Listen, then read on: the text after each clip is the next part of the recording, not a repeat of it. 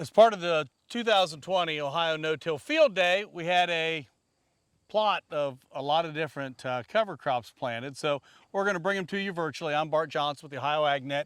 Cody Beacom with Bird Agronomics. So Cody, tell us kind of what you've got going on here, and we're going to kind of walk through these. Yeah, and so take a look. we've got several different plots out here kind of showing different options, probably more on the extreme end of things to show folks what can be done after corn, soybeans, or wheat. Now these first two plots are 18-way mixes, or 18-way mix followed by a 14-way mix designed to be planted after wheat.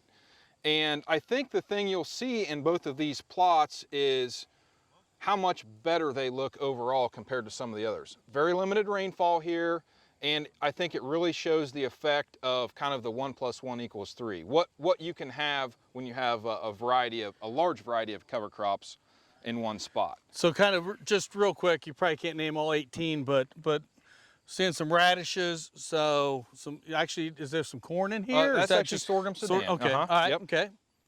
What else do you have? We have some cereal rye, and also, I guess in general, just a wide variety of cool and warm season grasses, brassicas, broadleafs, and also legumes. So let's walk down this way as we talked about it. Mm-hmm.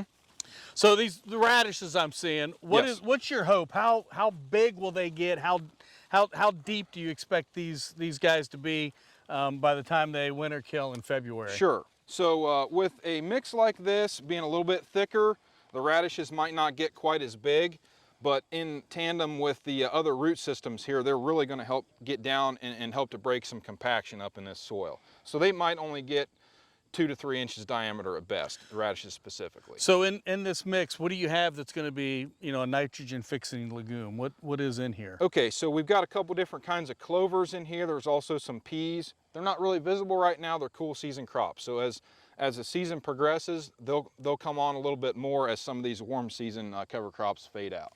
All right, so obviously a thinner cover here. What are we looking at here? Yeah, again, limited rainfall here, and I think this really amplifies the effect of some of the cool season cover crops.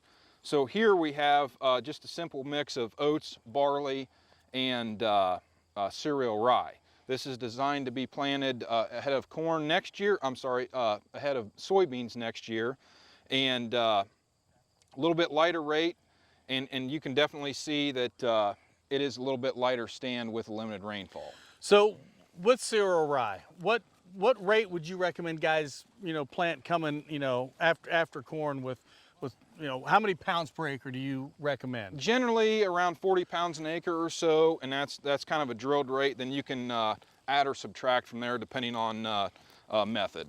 All right, so clearly moved into a little bit of a different mix here. What are we looking at here? Okay, so this is another mix designed to be planted ahead of soybeans, and it's just a simple cereal rye and rapeseed. You can see the rape coming on a little bit more so here. And then just a different rate here. Looks like a lot of the same, or have we added something into Similar this mix, except here we just added a few legumes designed to be ahead of corn, a couple of different clovers in this particular mix itself.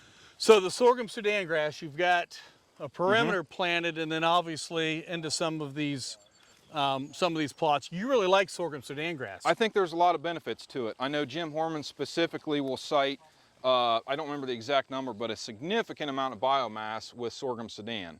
So if you're in a forage situation, kind of a heavier rate like we have planted around these plots here, and then take that off for a forage, that root system is going to be triggered at that point, and there will be a significant amount of biomass still in the root system, but then you also get the benefit of the forage as well. So it's a very valuable cover crop. So Cody, a guy's interested in cover crops, doesn't know where to start. What are some good resources to look into or to reach out to?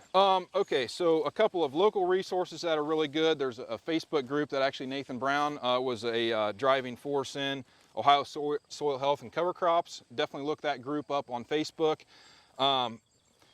There's a numerous amount, just honestly, if you Google cover crops, there's just so many resources out there, I don't even know where to begin. Feel free to reach out to any of us as well. Ohio No-Till Council certainly is another fantastic resource as well. So pretty interesting with the mixes here. Real quick, a guy wants to get into cover crops. What's that first piece of advice you would give a guy that says, I want to try it this fall? I think the first thing is talk to a lot of folks that have done it before. Try and find a mentor, have somebody kind of help point you in the right direction. Typically for somebody starting out, cereal rye or something really on the basic end of things is a great way to start. So Cody Beacom with Bird Agronomics. I'm Bart Johnson with the Ohio AgNet. Thanks for joining us.